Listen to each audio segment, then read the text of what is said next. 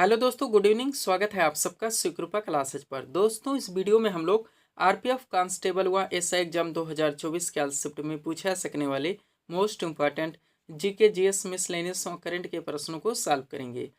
दोस्तों, ये सारे क्वेश्चंस हमारे आपके एग्जाम में पूछे जाने वाले प्रश्नों के सभी टॉपिक्स, प्रश्नों के लेवल व प्रश्नों के टेंस, इसके अलावा दोस्तों आपके प्रीवियस ईयर एग्जाम्स के प्रश्नों को पूरी तरह से एनालाइज करके बनाया गया एक मोस्ट इंपॉर्टेंट वीडियो है।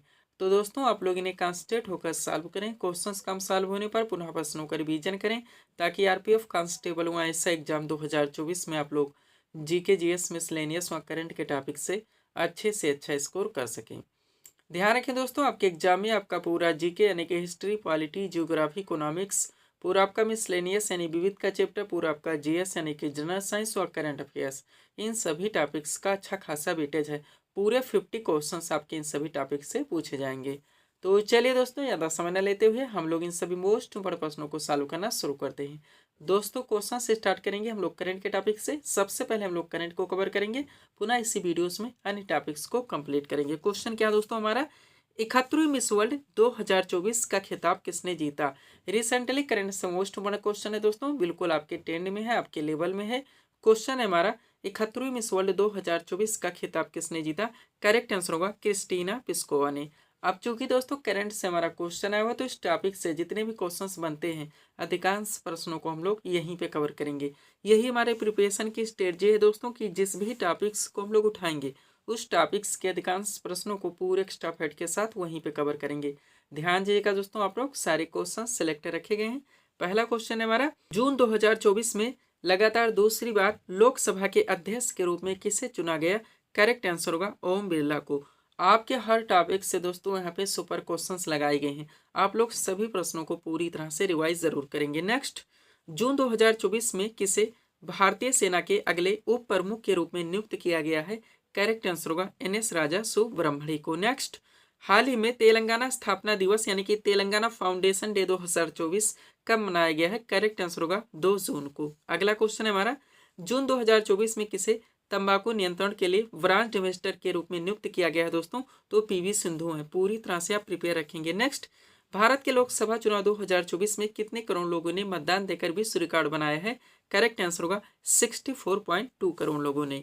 एक एक क्वेश्चन दोस्तों आपके एग्जाम के लिए यहाँ पे सुपर हो सकते हैं, आप लोग सभी प्रश्नों को पूरी तरह से प्रिपेयर जरूर रखेंगे। नेक्स्ट, वर्ष 2024 में हैदराबाद को पूर्णतः किस राज्य की राजधानी बनाया गया। करेक्ट आंसर होगा तेलंगाना की। नेक्स्ट, जून 2024 में किस देश ने अपनी पहली अंतरिक्ष एजेंसी कासा की स्थापना की है। करेक्ट आंसर होगा दक्षिण कोरिया ने। ध्यान रखेंगे। नेक्स्ट, राष्ट्रीय मानवाधिकार आयोग यानी कि एनएचआरसी का नया कार्यवाहक अध्यक्ष किसे नियुक्त किया गया है। करेक्ट आंसर होगा विजय भारती सैनी को। अगला क्वेश्चन देखेंगे, 18वीं लोकसभा चुनाव 2024 में किस राजनीतिक पार्टी ने सबसे ज्यादा सीटें जीती हैं, तो भारतीय जनता पार्टी ने। ध्यान रखेंगे। नेक्स्ट, विश्व पर्यावरण दिवस यानी कि वर्ल्ड इन्वायरमेंट डे 2024 कब मनाया गया है। करेक्ट आंसर होगा 5 जून को। आगे बढ़िएगा। क्वेश्चन है हमारा, किसे दीनदयाल बंदरगाह प्राधिकरण के अध्यक्ष के रूप में नियुक्त किया गया है। करेक्ट आंसर होगा सुशील कुमार सिंह को। ध्यान रखेंगे आप लोग। आगे बढ़ते हैं। अगला क्वेश्चन क्या दोस्तों हमारा, जून 2024 में किसने एशिया के सबसे अमीर व्यक्ति का खिताब फिर से हासिल कर लिया है। करेक्ट आंसर होगा गौतम अडानी ने। नेक्स्ट, हिंदी साहित्य भारती पुरस्कार 2024 से किसे सम्मानित किया गया है। करेक्ट आंसर होगा कृष्ण प्रकाश को। अगला क्वेश्चन, विश्व दुग्ध दिवस यानी कि वर्ल्ड मिल्क डे 2024 कब मनाया गया है। करेक्ट आंसर होगा 1 जून को। नेक्स्ट, वर्ष 2024 में रिलायंस इंडस्ट्रीज द्वारा भारत के पहले मल्टी मॉडल लॉजिस्टिक्स पोर्ट का निर्माण कहाँ शुरू किया जाएगा, तो ये चेन्नई तमिलनाडु में। अगला क्वेश्चन, विश्व तंबाकू निषेध दिवस 2024 कब मनाया गया है। 31 मई को। वह जून 2024 में किसे राज्यसभा में सदन का नया नेता नियुक्त किया गया है। करेक्ट आंसर होगा जेपी नड्डा को। हर क्वेश्चंस को आप लोगों को पूरी तरह से प्रिपेयर रखने हैं। हम आपको बताना चाहेंगे दोस्तों, आपके एग्जाम्स में जो पूरा 50 क्वेश्चन का वेटेज है, इनके पूरे पाठ्यक्रम को हमारे द्वारा 28 पीडीएफ में पूरी तरह से कंप्लीट कर लिया गया है, और ये पीडीएफ अभ्यर्थियों को दे जा रहे हैं। नेक्स्ट, अंतर्राष्ट्रीय नाविक दिवस 2024 हाल ही में कब मनाया गया। करेक्ट आंसर होगा 25 जून को। नेक्स्ट, फ्रेंच ओपन 2024 में पुरुष सिकल का खिताब किसने जीता है, तो कार्लोस अल्कारेज ने। और विश्व खाद्य सुरक्षा दिवस यानी कि वर्ल्ड फूड सेफ्टी डे 2024 कब मनाया गया है। करेक्ट आंसर होगा 7 जून को। आगे बढ़िएगा। थोड़े क्वेश्चन और हम लोग करंट के कवर करेंगे, पुनः अन्य टॉपिक्स को कंप्लीट करेंगे। नेक्स्ट, जून 2024 में एप्पल को पछाड़कर दुनिया की दूसरी सबसे मूल्यवान कंपनी कौन सी बन गई है? तो एनवीडा है। और विश्व महासागर दिवस यानी कि वर्ल्ड ओशियंस डे 2024 कब मनाया गया है? करेक्ट आंसर होगा 8 जून को। पूरी तरह से आपको प्रिपेयर रखने। आगे बढ़ेंगे दोस्तों, थोड़ा सा पीडीएफ के बारे में बात होगी, पुनः हम लोग अगले क्वेश्चंस को कंप्लीट करेंगे। ध्यान दीजिएगा दोस्तों, एसएससी ऑल एग्जाम्स और रेलवे ऑल एग्जाम्स का ऑल इन वन नया वर्जन कंबाइन पीडीएफ पूरी तरह से हमारे द्वारा दोस्तों कंप्लीट किया गया है। इस पीडीएफ को बनाने का अर्थ यह है दोस्तों कि आप जानते हैं एसएससी में भी बहुत सारी आपकी वैकेंसी लग चुकी है, रेलवे में भी लग चुकी हैं और टियर 2 भी आपका लगा हुआ दोस्तों एसएससी में, आप लोग जानते हैं। तो हम चाहते हैं कि अलग अलग दोस्तों वैकेंसीज के लिए आपको अलग अलग पीडीएफ लेने की आवश्यकता न पड़े, इसलिए दोस्तों ये हमारे द्वारा नए वर्जन कंबाइन पीडीएफ पूरी तरह से कंप्लीट किया गया है। इस पीडीएफ को बनाने में दोस्तों आपके एसएससी व रेलवे के विभिन्न एग्जाम्स के प्रीवियस ईयर एग्जाम्स के क्वेश्चंस को भी पूरी तरह से एनालाइज किया गया है, वह उनमें दोस्तों क्वेश्चंस को शामिल भी किया गया है। इसके अलावा दोस्तों आपके क्वेश्चंस के वेटेज को, उनके लेवल को, उनके ट्रेंड को भी पूरी तरह से ध्यान में रखा गया है। वैकेंसीज की बात की जाए दोस्तों तो सीजीएल टियर 1 आपका समाप्त हो चुका है, आप लोग जानते हैं। टियर 2 की तैयारी है, एमटीएस आपका चल ही रहा है, जीडी आपकी लग चुकी है।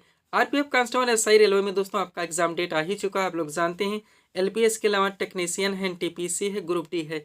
इनमें से दोस्तों किसी भी वैकेंसीज में अच्छी फाइट के लिए आप इस पीडीएफ को परचेस कर सकते हैं। इसमें दोस्तों आपका पूरा साइंस का भी स्पेशल पीडीएफ आएगा, यानी कि पूरा आपका फिजिक्स, केमिस्ट्री व बायो, पूरा आपका दोस्तों स्टैटिक जीके यानी हिस्ट्री, पॉलिटी, ज्योग्राफी, इकोनॉमिक्स, पूरा आपका मिसलेनियस यानी विविध वाला, ये सारी चीज़ों की दोस्तों स्पेशल पीडीएफ आएंगे। और पूरा आपका दोस्तों करंट का भी स्पेशल पीडीएफ आएगा। मात्र 100 रुपीज़ इसकी पेड फीस रखी गई है। व्हाट्सअप नंबर आप लोगों के सामने, जहां पर आप जुड़कर पीडीएफ ले सकते हैं। बढ़ेंगे दोस्तों हम लोग अगले क्वेश्चंस की ओर, थोड़े से करंट के क्वेश्चन और कंप्लीट करेंगे, पुनः अगले टॉपिक्स की ओर बढ़ेंगे। ध्यान दीजिएगा, क्वेश्चन है T20 मैच में 500 छक्के लगाने वाले पहले भारतीय खिलाड़ी कौन बने हैं? तो रोहित शर्मा है। नेक्स्ट, इंडियन प्रीमियर लीग यानी कि आईपीएल 2024 का खिताब किसने जीता है? तो कोलकाता नाइट राइडर्स ने जीता, यानी कि केकेआर ने। नेक्स्ट, नॉर्वे शतरंज टूर्नामेंट 2024 में महिला एकल का खिताब किसने जीता है? तो और वैशाली ने। और कर्मचारी चयन आयोग यानी कि एसएससी के अध्यक्ष के रूप में किसे नियुक्त किया गया है? करेक्ट आंसर होगा राकेश रंजन को। नेक्स्ट, भारत फ्रांस संयुक्त सैन्य अभ्यास शक्ति 24, ध्यान रखेंगे सुपर क्वेश्चन है, का 7वां संस्करण दोस्तों कहाँ आयोजित किया जाएगा? तो ये उमरोई मेघालय में। वह वर्ष 2024 में किसे लता मंगेशकर दीनानाथ पुरस्कार से सम्मानित किया गया है?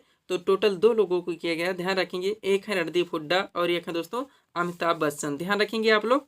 आगे बढ़ते हैं दोस्तों, थोड़ा सा हम आपको बताना चाहेंगे, ऑलरेडी दोस्तों जितने भी अभ्यर्थी पीडीएफ को ले चुके हैं, ले रहे हैं, थोड़ा सा आप इन्वेस्ट कीजिए दोस्तों, इनका प्रिंट आउट जरूर निकलवाइए।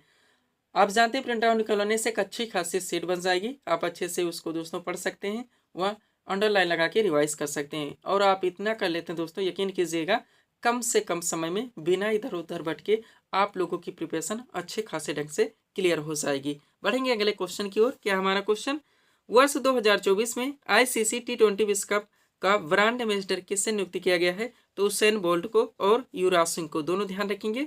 नेक्स्ट, प्रबोव सुबियांतो को किस देश का नया राष्ट्रपति नियुक्त किया गया है? तो इंडोनेशिया का। नेक्स्ट, विश्व विरासत दिवस यानी कि वर्ल्ड हेरिटेज डे 2024 कब मनाया गया है? 18 अप्रैल को। और इंडियन प्रीमियर लीग यानी कि आईपीएल 2024 में ऑरेंज कैप का खिताब किसने जीता है? करेक्ट आंसर होगा विराट कोहली ने, ध्यान रखेंगे। नेक्स्ट, अंतर्राष्ट्रीय सौर गठबंधन यानी कि आईएसए का 99वां सदस्य कौन सा देश बन गया है? तो स्पेन है। और 2024 में 98वें ज्ञानपीठ पुरस्कार से किसे सम्मानित किया गया है? करेक्ट आंसर होगा गुलजार जगत गुरु रामभद्राचारी को। आगे बढ़ेंगे, क्वेश्चन है हमारा, भारतीय वायुसेना ने वायु शक्ति 24 अभ्यास का आयोजन कहाँ किया है? तो राजस्थान में, ध्यान रखेंगे। अब ये क्वेश्चन तोड़ मरोड़ के भी पूछे जाते हैं, आप लोग जानते हैं, तो दोस्तों इसीलिए मैं रिवीजन व पीडीएफ के बारे में आपको फोकस करवाता रहता हूँ। एक एक क्वेश्चन की कीमत आप समझने का प्रयास कीजिए। नेक्स्ट क्वेश्चन है हमारा, विश्व क्षय रोग दिवस 2024 हाल में कब मनाया गया? 24 मार्च को। नेक्स्ट, हिंद महासागर में भारतीय नौसेना के द्वारा शुरू किए गए ऑपरेशन का नाम क्या है? तो ऑपरेशन संकल्प है। वहीं खत्तरी मिस वर्ल्ड 2024 का खिताब किसने जीता है? तो क्रिस्टीना पिस्कोवा ने, जो कि चेक गणराज्य से आती हैं। थोड़े से क्वेश्चन और रह गए करंट के, पुनः अगले टॉपिक्स की ओर बढ़ेंगे। अगला क्वेश्चन है आपका, किस देश में विश्व की पहली हवाई टैक्सी सेवा का शुभारंभ किया गया है? तो दुबई, संयुक्त अरब अमीरात में। नेक्स्ट, किस राज्य में 36वां राष्ट्रीय पुस्तक मेला का आयोजन किया गया है? तो हैदराबाद, तेलंगाना में। और हिंदी पत्रकारिता दिवस 2024 साल में कब मनाया गया है? तो 30 मई को मनाया गया, ध्यान रखेंगे। नेक्स्ट, जून 2024 में 18वीं लोकसभा में विपक्ष के नेता यानी कि लीडर ऑफ ओपोजिशन कौन बने हैं? तो राहुल गांधी हैं, ध्यान रखेंगे आप लोग। आगे बढ़िएगा, अगला क्वेश्चन हमारा क्या दोस्तों देखेंगे हम लोग। क्वेश्चन है हमारा अंडर-17 एशियाई कुश्ती चैंपियनशिप 2024 में भारत ने कुल कितने पदक जीते। करेक्ट आंसर होगा 11 पदक। नेक्स्ट, एक पेड़ माँ के नाम अभियान की शुरुआत किसके द्वारा की गई। तो प्रधानमंत्री नरेंद्र मोदी के द्वारा। नेक्स्ट, जून 2024 में महासागर स्थिति रिपोर्ट 2024 को किसके द्वारा जारी किया गया है। तो यूनेस्को के द्वारा। और लोकसभा चुनाव 2024 में सबसे अधिक वोटों के अंतर से जीतने वाले सांसद कौन बने हैं। शंकर लालवानी है। वह जून 2024 में प्रसिद्ध अंबुबाची मेला किस राज्य में प्रारंभ किया गया है। तो असम में। ध्यान रखेंगे यह हमारे करंट के क्वेश्चन थे दोस्तों, जिनको हम लोगों ने एक साथ कंप्लीट किए हैं। पीडीएफ के लिए दोस्तों व्हाट्सएप नंबर हमारा लगा हुआ है। बढ़ेंगे दोस्तों हम लोग अगले टॉपिक्स की ओर। अगला क्वेश्चन दोस्तों आपके सामने देखेंगे किस टॉपिक से रखा गया है। क्वेश्चन है हमारा पानीपत का प्रथम युद्ध यानी कि फर्स्ट बैटल ऑफ पानीपत कब लड़ा गया था। करेक्ट आंसर होगा 21 अप्रैल 1526 ईस्वी को। क्वेश्चन हमारा किस टॉपिक से लगा दोस्तों।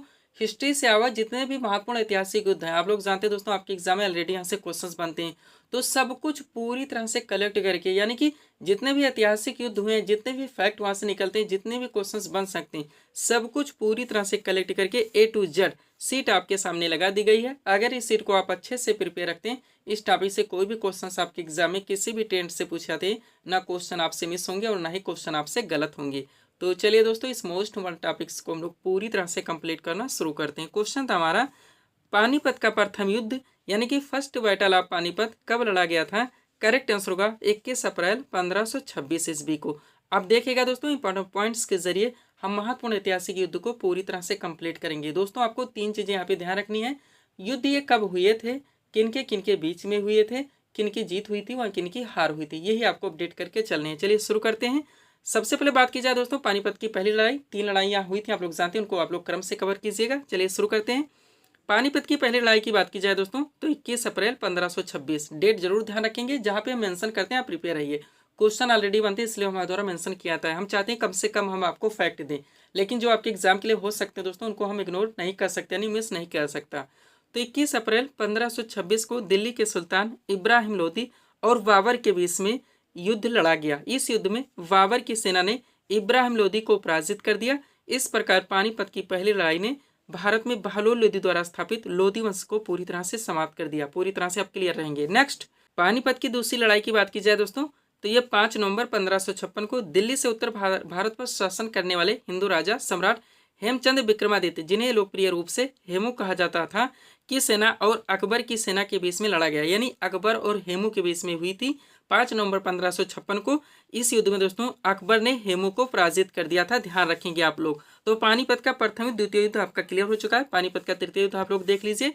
इन्हीं की पानीपत की दोस्तों तीसरी लड़ाई 1761 में अफगान आक्रमणकारी अहमद शाह अब्दाली और मराठों के बीच में, मराठों के दो दोस्तों सम्राट थे सदाशिवराव पेशवा के, यानी कि मराठों के बीच में लड़ा गया था। डॉक्टर ध्यान रखेंगे अहमद शाह अब्दाली और मराठों के बीच में 1761 में पानीपत का तीसरा युद्ध हुआ था। इस लड़ाई में अहमद शाह अब्दाली ने सदाशिवराव को हराकर यह लड़ाई जीत ली थी और यह दोस्तों हार मराठों की सबसे बुरी हारी हुई थी, यानी कि इसमें दोस्तों मराठों की हार हुई थी, ध्यान रखेंगे। आगे बढ़िएगा। अब एक क्वेश्चन आप लोग कलेक्ट करेंगे ध्यान से। पहला है दोस्तों हार्डेस्पेस का युद्ध यानी कि बैटल ऑफ हार्डेस्पेस कब लड़ा गया। करेक्ट आंसर होगा 326 ईसा पूर्व में। अब नोट के जरिए आप लोग सब कुछ कलेक्ट कीजिए। तो दोस्तों हार्डेस्पेस का युद्ध को झेलम की लड़ाई के रूप में भी जाना जाता है। यह भारत के पंजाब क्षेत्र, जिसे आधुनिक पंजाब जो कि पाकिस्तान में पड़ता है, में झेलम नदी के किनारे हार्डेस्पेस के तट पर सिकंदर और पंजाब के राजा पोरस के बीच में हुआ था। इस युद्ध में सिकंदर की जीत हुई थी। पूरी तरह से आप क्लियर रहेंगे। नेक्स्ट, कलिंग का युद्ध सुपर है, यानी कि वार ऑफ कलिंगा कब हुआ था। 261 ईसा पूर्व में। मोस्ट क्वेश्चन आपका निकलता है ये।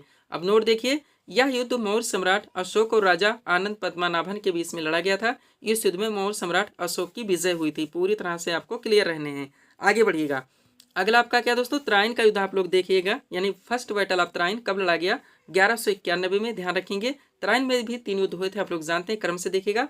अब नोट देखिए, यह युद्ध मोहम्मद गौरी और पृथ्वीराज चौहान के बीच में लड़ा गया। इस युद्ध में दोस्तों पृथ्वीराज चौहान की विजय हुई थी। अब त्राइन का द्वितीय युद्ध देखिए, यानी कि सेकंड बैटल ऑफ त्राइन कब लड़ा गया था। 1192 में। नोट देखिए, यह युद्ध मोहम्मद गौरी और पृथ्वीराज चौहान के बीच में लड़ा गया। इस युद्ध में मोहम्मद गौरी की विजय हुई थी, यानी एक बार वो जीते एक बार वो जीते।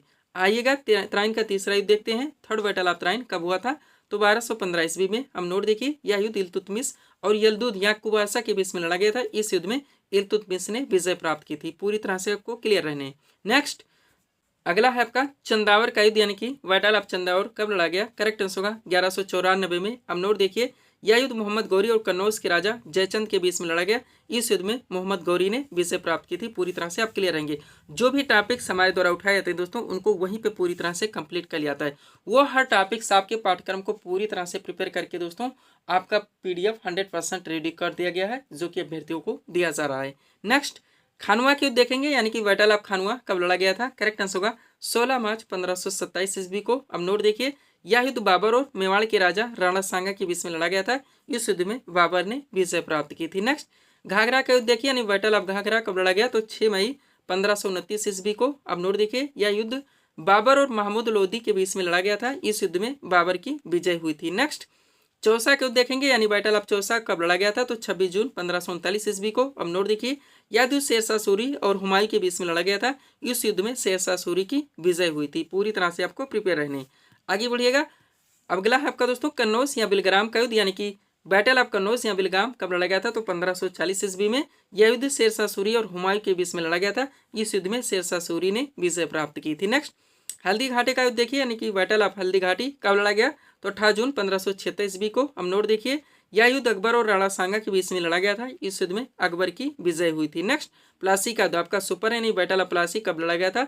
23 जून 1757 को। अब नोट के जरिए आप देखिए, यह युद्ध बंगाल के नवाब सिराजुद्दौला और अंग्रेजों के बीच में लड़ा गया था। इस युद्ध में अंग्रेजों की विजय हुई थी। अंग्रेजों की तरफ से नेतृत्व किसने किया था दोस्तों? वन लाइनर में सब कुछ कंप्लीट करवा दिया गया है आपके PDF में। रॉबर्ट क्लाइव थे, ध्यान रखेंगे। लास्ट है आपका वांडीवास का युद्ध यानी कि बैटल ऑफ वांडीवास कब लड़ा गया था? 1760 में। नोट देखिए, यह युद्ध अंग्रेजों और फ्रांसीसियों के बीच में लड़ा गया था। इस युद्ध में अंग्रेजों की विजय हुई थी। पूरी तरह से आपको प्रिपेयर करके चलने हैं। PDF के लिए दोस्तों ये हमारा WhatsApp नंबर लगा हुआ है। पढ़ेंगे दोस्तों हम लोग अगले टॉपिक्स की ओर। ध्यान रखें कि क्वेश्चन की कीमत समझने का प्रयास करें। 50 क्वेश्चन का आपका यहाँ से वेटेज है, यानी पूरी फाइट आपकी GK GS और करंट की है, ध्यान रखिएगा। अगला क्वेश्चन आपके सामने है, देखेंगे किस टॉपिक से रखा गया। क्वेश्चन है हमारा, पाक जल संधि किन दो देशों को अलग करती है? करेक्ट आंसर होगा भारत एवं श्रीलंका को। क्वेश्चन का टॉपिक क्या दोस्तों? जो महत्वपूर्ण जल संधियां है चैनल है दोस्तों, आप लोग जानते हैं डॉक्टरी क्वेश्चन आपके एग्जाम में बनते हैं। छोटा सा टॉपिक है, इजी सा टॉपिक है, लेकिन आपका ट्रेंडिंग टॉपिक है। और खासकर वहां से क्वेश्चन बनते हैं जो भारत व उनके पड़ोसी देश के परिप्रेक्ष्य में क्वेश्चन हो सकते हैं। और इसी को देखते हुए दोस्तों मोस्ट सीट आपके सामने लगाई गई है। एक एक पॉइंट यहाँ पे आपके एग्जाम के लिए सुपर हो सकते हैं। आप पूरी तरह से प्रिपेयर रखेंगे। वो हर टॉपिक्स हमारे द्वारा पूरी तरह से कंप्लीट किए गए दोस्तों, जहां जहां से आपके एग्जाम्स में क्वेश्चंस बनने हैं A to Z बेसिक से लेकर। चलिए शुरू करते हैं। क्वेश्चन था हमारा, पाक जल संधि किन दो देशों को अलग करते हैं? करेक्ट आंसर होगा भारत एवं श्रीलंका को। अब देखिएगा थोड़ा सा सीट में सामने करते हैं। एक तरफ दोस्तों प्रमुख चैनल एवं जल संधियों के नाम देगा, दूसरी तरफ विभाजित क्षेत्र यानी किनको किससे अलग करते हैं, यही आपको बतानी होती है। इसमें बात कही जाए दोस्तों 8 डिग्री चैनल की, तो ये मालदीव को मिनिकॉय से अलग करता है। ध्यान रखने हैं, कंफ्यूज क्रिएट नहीं होने चाहिए।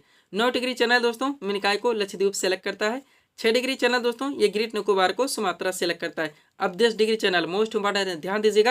ये दोस्तों अंडमान में एक द्वीप है जिसका नाम है लघु अंडमान, और निकोबार में एक द्वीप है कार निकोबार, इसको इससे पृथक करता है। यानी क्लियर में कहा जाए तो लघु अंडमान को कार निकोबार से अलग करने वाला जो चैनल है वो 10 डिग्री चैनल है, ध्यान रखिएगा।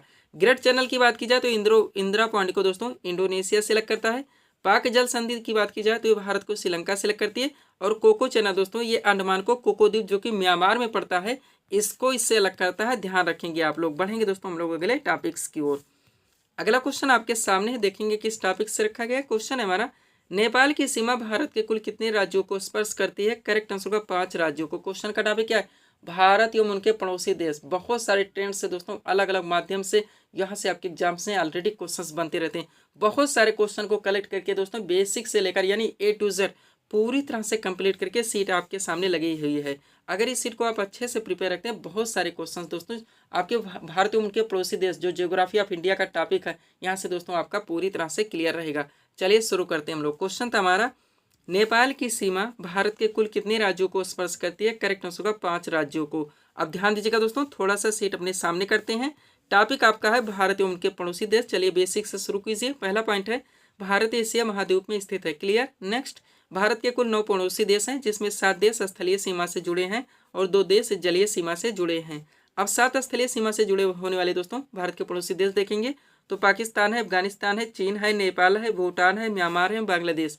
ध्यान दीजिएगा, कोई भी थोड़ी सी भी इसमें दोस्तों कन्फ्यूजन आपको नहीं होनी चाहिए, नहीं क्वेश्चन तुरंत गलत हो जाती है। नेक्स्ट, 2 जलीय सीमा वाले भारत के पड़ोसी देखेंगे तो श्रीलंका, मालदीव। नोट देखिए, भारत के 16 राज्य और 2 केंद्र शासित प्रदेशों की सीमाएं दोस्तों पड़ोसी देशों के साथ मिलती हैं। पूरी तरह से आपको क्लियर रहने अब इस सेट को दोस्तों आपको अच्छे से प्रिपेयर रखने ध्यान दीजिएगा, जिसमें सबसे पहले भारत के पड़ोसी देशों के नाम दिए गए हैं। उसके बाद में भारत के साथ दोस्तों इनकी कितनी सीमा साझा होती है ये आप जानते हैं, आपका सुपर पॉइंट बनता है। उसके बाद में वो भारतीय राज्यों के शासित प्रदेश कौन से हैं जिनकी सीमा लगी हुई है और उनके नाम, पूरी तरह से सब कुछ कंप्लीट कर लिया गया। चलिए शुरू करते हैं। ये भी क्रम से लगाया गया दोस्तों, आप लोगों को क्रम से देखनी है, अच्छे से गंभीर होकर इन सभी चीज़ों को आप प्रिपरेशन कीजिए दोस्तों, ताकि आपको कुछ अच्छा दोस्तों यहाँ से रिजल्ट मिल सके। चलिए शुरू करते हैं। बात की जाए दोस्तों बांग्लादेश की, तो यह भारत के साथ 4096.7 किलोमीटर की सीमा साझा करता है। टोटल 5 राज्यों से, नाम है उनके पश्चिम बंगाल, असम, मेघालय, त्रिपुरा एवं मिजोरम। अब ये अगर हम ऑप्शन बनाते दोस्तों तो ये टॉपिक में हमारे 1000 क्वेश्चन निकल आएंगे। टाइम टेकिंग होगा, आपको कन्फ्यूजन होगी, किसी मतलब का आपका नहीं निकलेगा। यही वजह है कि हम अपने वीडियोस में कभी दोस्तों ऑप्शन यानी विकल्प से आपको नहीं पढ़ाते। विकल्प से सारी चीज़ें आपकी कभी क्लियर नहीं हो सकती। नेक्स्ट, चीन की बात की जाए दोस्तों तो यह भारत के साथ 3488 किलोमीटर की सीमा साझा करता है। टोटल 5 राज्यों के शासित प्रदेशों से, नाम उनके हिमाचल प्रदेश, उत्तराखंड, सिक्किम, अरुणाचल प्रदेश और लद्दाख। ये क्रम से ध्यान दीजिएगा। पाकिस्तान की बात की जाए तो भारत के साथ 3323 किलोमीटर की सीमा साझा करता है। टोटल 5 राज्य के शासित प्रदेशों से, जिनके नाम है जम्मू कश्मीर, पंजाब, राजस्थान, गुजरात और लद्दाख। आगे बढ़ेंगे। अगला हमारा नेपाल है दोस्तों, इसको देखेंगे कि भारत के साथ कितनी बाउंड्री साझा होती है, कौन कौन से राज्य के शासित प्रदेश। तो नेपाल की बात की जाए, भारत के साथ 1751 किलोमीटर की सीमा साझा होती है। टोटल 5 राज्यों से, नाम है उत्तराखंड, उत्तर प्रदेश, बिहार, पश्चिम बंगाल और सिक्किम। म्यांमार की बात की जाए, भारत के साथ 1643 किलोमीटर की सीमा साझा करता है। टोटल 4 राज्यों से, नाम है अरुणाचल प्रदेश, नागालैंड, मणिपुर और मिजोरम। भूटान की बात की जाए, भारत के साथ 699 किलोमीटर की बाउंड्री साझा करता है। टोटल 4 राज्यों से, सिक्किम, पश्चिम बंगाल, असम और अरुणाचल प्रदेश। लास्ट है आपका अफगानिस्तान, जो कि सबसे कम साझा करता है 106 किलोमीटर की। एक राज्य के शासित प्रदेश से, उसका नाम है लद्दाख। पूरी तरह से आपको ध्यान रखनी। अब थोड़े क्वेश्चन यहाँ से वन लाइनर बच जाते हैं दोस्तों, इनको भी आपको पूरी तरह से प्रिपेयर रखने। चलिए शुरू करते हैं। देखिएगा, पहला है भारत किस देश के साथ सबसे लंबी सीमा साझा करता है, तो बांग्लादेश के साथ। नेक्स्ट, भारत किस देश के सबसे कम सीमा साझा करता है, तो अफगानिस्तान के साथ। नेक्स्ट, बांग्लादेश की मुद्रा का क्या नाम है, तो टका है। और बांग्लादेश की संसद का क्या नाम है दोस्तों, तो जातीय संसद है। नेक्स्ट, गंगा नदी बांग्लादेश में किस नाम से जानी जाती है, तो पद्मा के नाम से। भारत का कौन सा पड़ोसी देश 1971 में अस्तित्व में आया, तो बांग्लादेश। आप लोग जानते होंगे। पंचशील समझौता भारत और किस देश के मध्य हुआ था, तो चीन के मध्य में। और भारत के पड़ोसी देश चीन की राजभाषा क्या, तो मंदारिन है। नेक्स्ट, नेपाल की संसद का क्या नाम है, तो राष्ट्रीय पंचायत है। भारत और नेपाल के बीच कौन सी नदी सीमा बनाती है, काली नदी। अफगानिस्तान की संसद का क्या नाम है, सोरा है। और म्यांमार की नई राजधानी क्या दोस्तों, तो नेपिडा। इतना यहाँ से आपको पूरी तरह से प्रिपेयर रखने। पीडीएफ के लिए दोस्तों ये हमारा व्हाट्सएप नंबर लगा हुआ है। बढ़ेंगे दोस्तों हम लोगों के लिए टॉपिक्स की ओर। अगला क्वेश्चन दोस्तों आपके सामने देखेंगे किस टॉपिक से रखा गया है। क्वेश्चन है हमारा, विधानसभा सदस्य बनने के लिए न्यूनतम आयु सीमा कितनी है, तो 25 वर्ष। टॉपिक क्या दोस्तों, आप लोग जानते हैं जितने भी संवैधानिक पदाधिकारी डाकले क्वेश्चन बनते हैं दोस्तों, राज्यसभा सदस्य बनने के लिए, लोकसभा सदस्य बनने के लिए, तो सब कुछ पूरी तरह से कंप्लीट करके दोस्तों सीट आपके सामने लगी हुई, इसको आप लोग एक बार पूरी तरह से प्रिपेयर रख लेंगे। चलिए शुरू करते हैं। क्वेश्चन था हमारा, विधानसभा सदस्य बनने के लिए न्यूनतम आयु सीमा कितनी है, तो 25 वर्ष। टॉपिक है आपका भारत के मुख्य पदाधिकारी से संबंधित उम्र संबंधी तथ्य। चलिए थोड़ा सा सेट को अपने सामने करते हैं। देखिएगा, इसमें एक तरफ दोस्तों पदाधिकारियों के नाम देंगे, दूसरी तरफ न्यूनतम आयु सीमा। स्टार्ट करते हैं। बात की जाए राष्ट्रपति और उपराष्ट्रपति, एक साथ देखेंगे। दोनों बनने के लिए दोस्तों न्यूनतम जो आयु सीमा निर्धारित है वो 35 वर्ष है। लोकसभा सदस्य के लिए 25 वर्ष है। लोकसभा अध्यक्ष के लिए दोस्तों 25 वर्ष है। राज्यसभा सदस्य के लिए 30 वर्ष है। विधानसभा सदस्य के लिए 25 वर्ष है। विधान परिषद सदस्य के लिए 30 वर्ष है और राज्यपाल के लिए दोस्तों 35 वर्ष है। इतना यहाँ से ध्यान रखेंगे। 2 पॉइंट देख लीजिए ताकि हम लोग दोस्तों अगले टॉपिक की ओर बढ़ सकें। देखिएगा, पहला है मतदान करने के लिए दोस्तों जो न्यूनतम आयु सीमा निर्धारित है 18 वर्ष, आप लोग जानते होंगे। और ग्राम पंचायत सदस्य बनने के लिए न्यूनतम आयु सीमा 21 वर्ष। ये भी आपको ध्यान रखने। पीडीएफ के लिए व्हाट्सएप नंबर है। बढ़ेंगे हम लोगों के लिए टॉपिक्स की ओर। अगला क्वेश्चन दोस्तों आपके सामने देखेंगे किस टॉपिक से रखा गया है। क्वेश्चन है हमारा, महात्मा बुद्ध ने अपना प्रथम उपदेश कहाँ पर दिया था। करेक्ट आंसर होगा सारनाथ ऋषिपत्तनम में। क्वेश्चन का टॉपिक क्या दोस्तों आपका बौद्ध धर्म। आप जानते हैं आपका सुपर टॉपिक है दोस्तों। बहुत सारे क्वेश्चन, बहुत सारे फैक्ट निकलते हैं जो कि आपके एग्जाम में यहाँ से कंटिन्यू पूछे जाते हैं। तो जितने भी हो सकते हैं दोस्तों सब कुछ क्रम से कलेक्ट करके पूरी तरह से सेट आपके सामने लगा दिए। इस सेट को दोस्तों आपको अच्छे से प्रिपेयर रखने हैं। चलिए शुरू करते हैं। क्वेश्चन था हमारा, महात्मा बुद्ध ने अपना प्रथम उपदेश कहाँ पर दिया था। करेक्ट आंसर होगा सारनाथ ऋषिपत्तनम में। आप चले दोस्तों एक एक पॉइंट को आप लोग कॉन्सेंट्रेट होकर देखेंगे। देखिएगा, पहला पॉइंट है हमारा, गौतम बुद्ध का जन्म कपिलवस्तु के निकट लुम्बिनी में 563 ईसा पूर्व में हुआ था। नेक्स्ट, इनके पिता का नाम शुद्धोधन था जो कि साकी गण के प्रधान थे। माता का नाम महामाया था जो कि कोली गण की राजकुमारी थी। नेक्स्ट, महात्मा बुद्ध की पत्नी का नाम यशोधरा और पुत्र का नाम राहुल था। आगे बढ़िएगा। महात्मा बुद्ध ने 29 वर्ष की आयु में गृह त्याग किया, जिसे बौद्ध ग्रंथों में महाविनिष्क्रमण के नाम से जाना जाता है। अगला पॉइंट है, महात्मा बुद्ध को ज्ञान की प्राप्ति 35 वर्ष की अवस्था में उर्वेला निरंजना नदी के किनारे हुई थी। नेक्स्ट, महात्मा बुद्ध ने मल्ल गणराज्य की राजधानी कुशीनारा, जिसे वर्तमान कुशीनगर कहा जाता है, में 483 ईस्वी पूर्व में 80 वर्ष की अवस्था में शरीर त्याग दिया, जिसे बौद्ध ग्रंथों में महापरिनिर्वाण कहा जाता है। ध्यान रखेंगे आप लोग। आगे बढ़ते हैं। अगला पॉइंट आपका क्या दोस्तों, गौतम बुद्ध ने अपना प्रथम उपदेश सारनाथ ऋषिपत्तनम में दिया, जिसे बौद्ध ग्रंथों में धर्म चक्र प्रवर्तन के नाम से जाना जाता है। नेक्स्ट, बौद्ध धर्म अनिश्वरवादी तथा अनात्मवादी है। ध्यान रखेंगे, कंफ्यूजन नहीं होनी चाहिए। नेक्स्ट, बुद्ध हो गया, संघ हो गया एवं धम्म, ये तीनों मिला के दोस्तों बौद्ध धर्म के त्रिरत्न माने जाते हैं। ध्यान रखेंगे, बुद्ध, संघ एवं धम्म। अगला पॉइंट, बौद्ध ग्रंथों में सुक्त पिटक हो गया, विनय पिटक और अभ्धम पिटक, तीनों नाम जरूर ध्यान रखेंगे, को सामूहिक रूप से त्रिपिटक कहा जाता है और इसकी भाषा पाली है। महात्मा बुद्ध ने अपने उपदेश दोस्तों पाली भाषा में दिए थे। ध्यान रखेंगे। नेक्स्ट, कालांतर में कनिष्क के शासन काल में बौद्ध धर्म का विभाजन हीनयान तथा महायान दो शाखाओं में हो गया। हीनयान शाखा के अनुयायियों ने गौतम बुद्ध के मूल उपदेशों को स्वीकार किया, जबकि महायान शाखा के अनुयायियों ने दोस्तों बुद्ध की मूर्ति पूजा का प्रचलन शुरू किया। ध्यान रखेंगे आप लोग। अब आगे बढ़िए। आप जानते हैं दोस्तों बौद्ध धर्म में 4 महासंगीतों का आयोजन किया गया था, उनको आप लोग कंप्लीट करेंगे। देखिएगा, पॉइंट है आपका बौद्ध धर्म की महासंगीतियाँ। शुरू करते हैं। बात की जाए प्रथम बौद्ध संगीति का आयोजन दोस्तों तो 483 ईसा पूर्व में राजगृह में अजात शत्रु के शासन काल में हुई थी। जितने भी फैक्ट हम दे रहे हैं कुछ भी आपको मिस करके नहीं चलने हैं। नेक्स्ट, द्वितीय बौद्ध संगीति के आयोजन की बात की जाए तो 383 ईसा पूर्व में वैशाली में कालाशोक के शासन काल में की गई थी। नेक्स्ट, तृतीय बौद्ध संगीति के आयोजन की बात की जाए तो 250 ईसा पूर्व में पाटलिपुत्र में काशोक के शासन काल में हुई थी। और चतुर्थ बौद्ध संगीति का आयोजन दोस्तों 98 ईसा पूर्व में कुंडल वन में कनिष्क के शासन काल में किया गया था। ध्यान रखेंगे। अब चारों बौद्ध संगीतों का आयोजन दोस्तों किनकी अध्यक्षता में किया गया था, ये भी आप लोग ध्यान रखिए। तो चलिए शुरू करते हैं। प्रथम बौद्ध संगीति के आयोजन की अध्यक्षता महाकश्यप ने की थी। द्वितीय बौद्ध संगीति के आयोजन की अध्यक्षता सर्वकामी या सब्बाकामी ने की थी। तृतीय बौद्ध संगीति के आयोजन की अध्यक्षता मोगालिपुत्तिस ने की थी। और चतुर्थ बौद्ध संगीति के आयोजन की अध्यक्षता दोस्तों वसुमित्र ने की थी। पूरी तरह से ध्यान रखिएगा। पीडीएफ के लिए व्हाट्सअप नंबर है। बढ़ेंगे दोस्तों हम लोग अगले टॉपिक्स की ओर। अब इसमें हम जीके ज़्यादा लगाएंगे दोस्तों। अगला वीडियो जो हमारा आएगा उसमें हम दोस्तों जीएस यानी कि साइंस से ज़्यादा लगाने का प्रयास करेंगे। अगला क्वेश्चन क्या आपका, खजुराहो मंदिर भारत के किस राज्य में स्थित है? करेक्ट आंसर होगा छतरपुर मध्य प्रदेश में। अब देखिएगा क्वेश्चन का टॉपिक क्या है, भारत के जो प्रमुख महत्वपूर्ण दोस्तों इमारतें मंदिर हैं। मोस्ट हमारा टॉपिक आपका सुपर टॉपिक है दोस्तों। सब कुछ पूरी तरह से कलेक्ट करके दोस्तों सेट आपके सामने लगाई गई है। इस सेट को आपको पूरी तरह से प्रिपेयर रखने हैं एग्जैक्ट लोकेशन के साथ। ये आप जरूर ध्यान रखेंगे। डाक नहीं, अजंता मेलोरा गुफा कहाँ पे स्थित है? महाराष्ट्र में। औरंगाबाद ये आपको आना चाहिए, यानी एग्जैक्ट लोकेशन। जैसे हमने खजुराहो मंदिर क्वेश्चन में डाला दोस्तों तो आंसर में डाल दिया छतरपुर। ये चीज़ आपको ध्यान रखनी है। ज़्यादातर हम देख रहे हैं दोस्तों कि ऑप्शन में आपके एग्जैक्ट लोकेशन ही आते हैं, तो इसको आपको पूरी तरह से प्रिपेयर रखना है। इस तरह से दोस्तों जितने भी टॉपिक्स हो सकते हैं हमारे द्वारा सब कुछ एग्जैक्ट लोकेशन के साथ आपके पीडीएफ में दोस्तों प्रिपेयर किया गया है, तो ध्यान रखेंगे आप लोग पूरी तरह से। नेक्स्ट क्वेश्चन देखिएगा, खजुराहो मंदिर भारत के किस राज्य में स्थित है? छतरपुर मध्य प्रदेश में। अब चलिए थोड़ा सा हम सीट को अपने सामने करेंगे। सबसे पहले दोस्तों एक तरफ इमारतों में मंदिरों को नाम दिए गए, दूसरी तरफ संबंधित राज्य व केंद्र शासित प्रदेश के नाम दिए गए जहाँ पे स्थित हैं। चलिए शुरू करते हैं। अजंता एवं एलोरा गुफा जो कि औरंगाबाद महाराष्ट्र में है। शांति निकेतन ये आपका बीरभूम पश्चिम बंगाल में है। बीरभूम जरूर ध्यान रखेंगे। एलिफेंटा गुफा मुंबई महाराष्ट्र में है। सांची का स्तूप रायसेन मध्य प्रदेश में। रायसेन डायरेक्ट दोस्तों यही ऑप्शन में आ जाता है। लिंगराज मंदिर भुवनेश्वर उड़ीसा में। सूर्य मंदिर जिसे काला पैगोडा के नाम से जाना जाता है कोणार्क उड़ीसा में है। दक्षिणेश्वर काली मंदिर कोलकाता पश्चिम बंगाल में है। पूरी तरह से आपको प्रिपेयर रखने हैं। नेक्स्ट सोमनाथ मंदिर की बात की जाए दोस्तों तो ये गिर सोमनाथ गुजरात में है। कैलाश मंदिर एलोरा महाराष्ट्र में। त्र्यंबकेश्वर मंदिर नासिक महाराष्ट्र में। महाबलेश्वर मंदिर आपका महाराष्ट्र में। दिलवाड़ा जैन मंदिर माउंट आबू राजस्थान में है। ब्रह्मा मंदिर पुष्कर राजस्थान में। रामेश्वरम मंदिर तमिलनाडु में है। नेक्स्ट मीनाक्षी मंदिर आपका सुपर रहेगा, ये मदुरई तमिलनाडु में है। ध्यान रखेंगे आप लोग। आगे बढ़िएगा।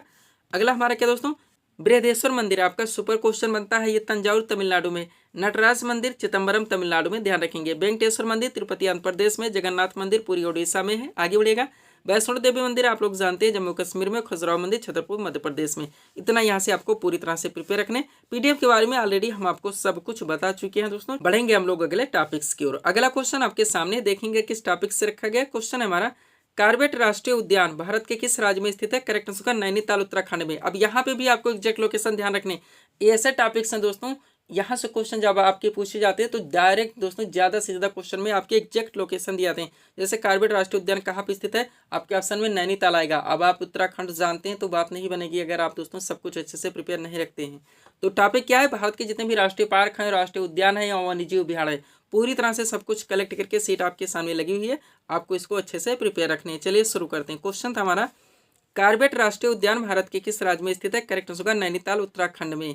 आप चलिए थोड़ा सा इस सीट को अपने सामने करते हैं। देखिएगा दोस्तों, एक तरफ दिया गया राष्ट्रीय उद्यान एवं वन्यजीव अभ्यारण्य के नाम, दूसरी तरफ संबंधित स्थान यानी हमें लोकेशन बताने होते हैं। बात की जाए काजीरंगा राष्ट्रीय उद्यान की तो जोरहाट असम में है। मानस वन्यजीव अभ्यारण्य आपका बारपेटा असम में है, ध्यान रखेंगे।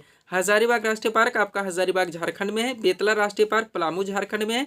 गिर राष्ट्रीय उद्यान जूनागढ़ गुजरात में है। बादीपुर राष्ट्रीय पार्क दोस्तों बादीपुर कर्नाटक में। केवलादेव पश्चिम बिहार, ये भरतपुर राजस्थान में है। भरतपुर अगर एग्जैक्ट दोस्तों यही आ जाता है ऑप्शन में, हम ज्यादा देख रहे हैं इसी तरह से क्वेश्चंस पूछे जाते हैं।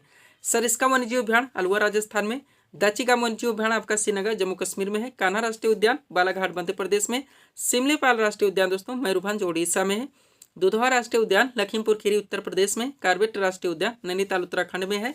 पेरियार वन्यजीव अभ्यारण्य इडुक्की केरल में है। शरावती वन्यजीव अभ्यारण्य शिमोगा कर्नाटक में, ध्यान रखनी है आपको। आगे बढ़िएगा, अगला आपका क्या है दोस्तों, नंदा देवी पशु विहार जो कि चमोली उत्तराखंड में है। और चंद्रप्रभा दोस्तों वन्यजीव अभ्यारण्य आपका वाराणसी उत्तर प्रदेश में। नेक्स्ट रणथंभौर वन्यजीव अभ्यारण्य की बात की जाए तो इस सवाई माधोपुर राजस्थान में है। और कैमूर वन्यजीव अभ्यारण्य दोस्तों ये बिहार में है। पूरी तरह से आपको ध्यान रखने। नेक्स्ट सतपुड़ा राष्ट्रीय उद्यान दोस्तों ये सीहोर सरगुजा मध्य प्रदेश में। और पंचमढ़ी वन्यजीव अभ्यारण्य आपका होशंगाबाद मध्य प्रदेश में, ध्यान रखने पूरी तरह से। तो दोस्तों वीडियो को यहीं पे विराम देना चाहेंगे। इस वीडियो में दोस्तों हम आपको दोस्तों साइंस नहीं दे सकते क्योंकि वीडियो लंबा खिंच रहा है। तो अगले वीडियो में दोस्तों हम लोग साइंस को ज़्यादा कवर करेंगे। तो दोस्तों इसी तरह की वीडियोज़ के लिए आप हमारे स्टडी चैनल शिवकृपा क्लासेस से जुड़े हैं, चैनल को सब्सक्राइब करें ताकि हमारे द्वारा दी जाने वाली सभी वीडियोस आप क्रम से सबसे पहले देख सकें। तो मिलते हैं दोस्तों नेक्स्ट वीडियोज़ में। Thanks for watching.